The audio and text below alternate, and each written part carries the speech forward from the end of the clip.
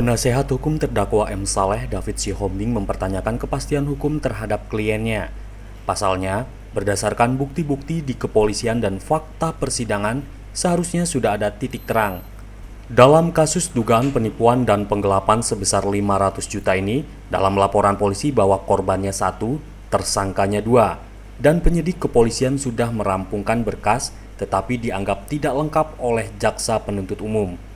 David Sihombing menambahkan, kliennya sudah disidang, jadi tidak masuk akal dari mana asalnya tersangka lain dinyatakan tidak lengkap.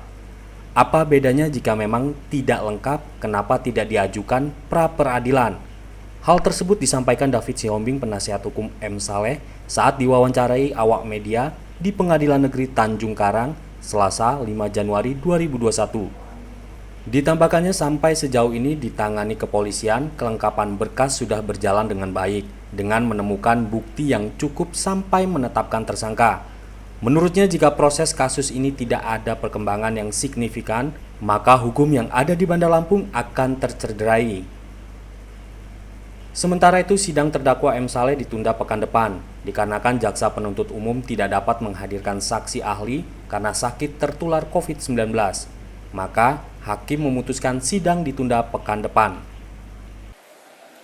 Hari ini agendanya adalah untuk menunggu kesiapan saksi dari jaksa, bukan dari kita. Dan majelis hakim tadi menyampaikan bahwa kesempatan terakhir minggu depan, 1 minggu dari sekarang, kalau tidak nanti akan dilanjutkan. Dan itu memang kewenangan jaksa untuk menghadirkan itu, dan itu bukan saksi dari kita. Untuk saksi yang akan dihadirkan ini saksi ahli atau saksi apa? Saksi yang dihadirkan itu ada 2 orang, satu dari saksi fakta dan satu ahli. Ahli itu juga yang menghadirkan juga jaksa. Gitu. Jadi apa alasannya Bang tadi makanya dia nggak datang? Sebenarnya alasan itu masih secara hukum kan awalnya kan karena sakit ya. Ada dugaan karena corona. Keterangan para saksi fakta pun di persidangan, keterlibatan daripada tersangka lainnya yang terungkap dalam persidangan namanya Darussalam. Nah, sudah melebihi dari cukup alat bukti. Saya pikir seharusnya Kejaksaan Negeri Bandar Lampung, ya kan, segera akan mem-P21, dan kami yakin karena kalau nggak di P21 itu kan seolah menciderai hukum, menciderai rasa keadilan. Kalau memang bapak yang Pak Tua yang sudah banyak umur ini harus disidang, sementara tersangkanya 2 orang, hadirkanlah, bawalah ke persidangan juga untuk diuji, kan begitu. Nah, dengan masyarakat pada umumnya telah menunggu tindakan Kejaksaan Negeri, kan gitu. Harusnya Kejaksaan Negeri itu menjaga nama baiknya, karena pelapornya 1. Kalau ini tidak dimajukan, nama baiknya kemana? Karena sudah tersangka. Alat bukti menurut kami sudah sangat cukup. Kalau toh juga bapak ini harus disidang, kan gitu, supaya sama-sama. Keadilan artinya kan menerima sesuai dengan porsinya masing-masing. Rasa keadilan buat bapak ini adalah dia tersangka juga. Kenapa? Kan gitu.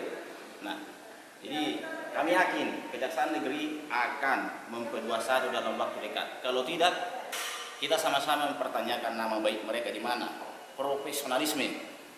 Karena 1 laporan polisi, korbannya 1, tersangkanya 2.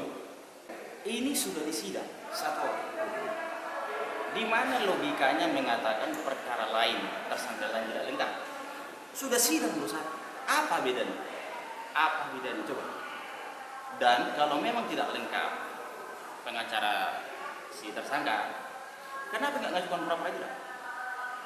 Kan begitu. Nah, ini menurut saya penentunya kejaksaan. Kepolisian sudah bertindak dengan baik, menemukan bukti yang cukup. Dengan menetapkan tersangka, beliau Bapak Darussalam. Polisi itu cerdas, tidak mungkin bodoh. Masa kejaksaan nggak polisi bodoh? Kan tidak mungkin. Kami mendukung kepolisian dalam hal penanganan ini, dan kejaksaan kami yakin akan segera P21. Kalau tidak, nama baik penegakan hukum kita di Kota Bandar Lampung khususnya tercela.